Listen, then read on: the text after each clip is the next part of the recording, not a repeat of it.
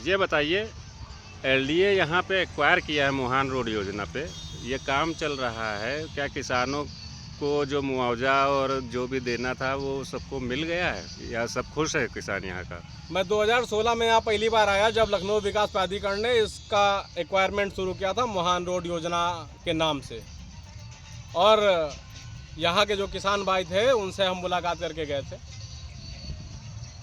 और उस समय से लेके और अब तक, उस समय भी हमने डिमांड की थी, जो सर्किल रेट था वो बढ़ा नहीं था, और आज के टाइम पे भी ये सर्किल रेट अभी सरकार के माध्यम से बढ़ाया नहीं गया है। और यहाँ के किसानों की बात अगर कर ली जाए तो मैं बार बार इस बात को कहता रहता हूँ कि 200 कुछ रुपए के हिसाब से यहाँ जो है स्क्वायर फीट के हिसाब से किसानों को मुआवजा दे दिया गया। अब आप लोग जो है देख रहे हैं कि लगातार ये ट्रैक्टर चल रहे हैं, इन ट्रैक्टरों को देख के आपको क्या लग रहा है? किसानों को जो इन्होंने रेट दिया है वो मुश्किल से 47 लाख रुपए या 43 लाख रुपए कुछ दिया है।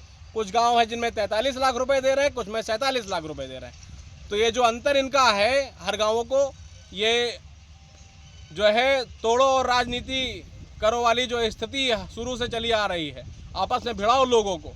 तो कुछ गांव का अंतर कुछ है रेट का, कुछ गांव का अंतर कुछ है रेट का। और उसके बाद अनंत योजना जो इनकी शुरू हुई उसके बाद, जिसका नाम इन्होंने रखा अनंत योजना। अनंत योजना का रेट अलग अलग नहीं है, उसका रेट कमर्शियल रेट जो है उसका रेट अलग है, लेकिन जो अदर लोगों के लिए जो रेट रखा है, जो कानूनी ये तैयार कर रहे हैं, उसमें तो रेट समान है ना। उसमें तो किसी गांव के हिसाब से रेट रखा नहीं गया कि उस गांव का रेट इन्होंने वो दे दिया तो वो जो है दूसरा रेट हो गया, और इस गांव का रेट अलग दे दिया तो इस गांव का रेट अलग हो गया। तो ये तो समस्या बड़ी गंभीर आ रही ना साहब। इसका समाधान कैसे होगा? इसका समाधान करने का सिर्फ एक तरीका था कि ये गांव वाले लोग जो थे, प्यारेपुर, कलिया खेड़ा, अजीतन खेड़ा, मौंदा, समदा, ये जो 5 गांव थे, ये सारे गांव एक साथ मिलके एक जगह इकट्ठे होके एकजुट होके इन पर पूरी तरह से हमला करते, और हमला करने के बाद ये काम रोकते। लेकिन सरकार जो है किसानों के सपोर्ट में नहीं है, किसान विरोधी सरकार, किसानों के पूरे तरह से जो है विरोध करने वाली सरकार है आज के टाइम पे। और इसी सरकार की वजह से ये किसान आज जो है बेचारे इन लोगों का तमाशा देख रहे हैं जो ये काम हो रहा है। और इतनी जो है घातक सरकार है किसानों के लिए, जो बार बार 108 संगठन एक साथ दिल्ली में बैठे एमएसपी के लिए, उसका समाधान नहीं हो पाया।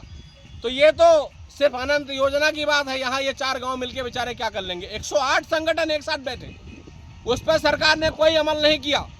यहाँ ये 4 गांव बेचारे मिलके क्या कर लेंगे? और अगर मिल भी जाते हैं तो यहाँ अगर किसी तरह कोई हरकत कर देंगे तो उसके ऊपर धाराएं, इतनी गजब गजब की धाराएं हैं क्या पूछने।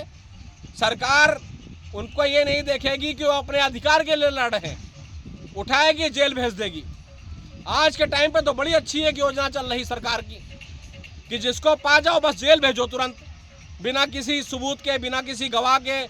पुलिस प्रशासन लगा के यहाँ जो है कब्जा कराना शुरू किया। आज के टाइम पे मैं यहाँ से गुजर रहा हूँ तो मैं देख रहा हूँ कि चलो कम से कम अभी पुलिस नहीं है, नहीं 5-5, 7-7 गाड़ी पीएससी यहाँ उतरी है और किसानों को परेशान किया है। किसानों को परेशान करने के बाद किसान जो है लाठी लेके तैयार है, उसको लाठी लेके पुलिस तैयार है पीटने के लिए। अब किसान जो है प्रशासन से डरता तो है ही है। इतना निर्दयी प्रशासन हो जाएगा इस तरह का, ये नहीं सोचा था मैंने कभी भी। तो इस तरह के अगर निर्दयता प्रशासन करेगा तो ये जो है, जो निम्न वर्ग का आदमी है, जो किसी तरह से अपना जीवन व्यापन कर रहा है 100, 150, 200, 300 रुपए कमा के, सरकार बताती 27 रुपए पर डे अगर आदमी कमा रहा है, प्रतिदिन आदमी 27 रुपए कमा रहा है तो वो सुखी है, संपन्न है। कैसे संपन्न है? 27 रुपए में वो क्या खाएगा?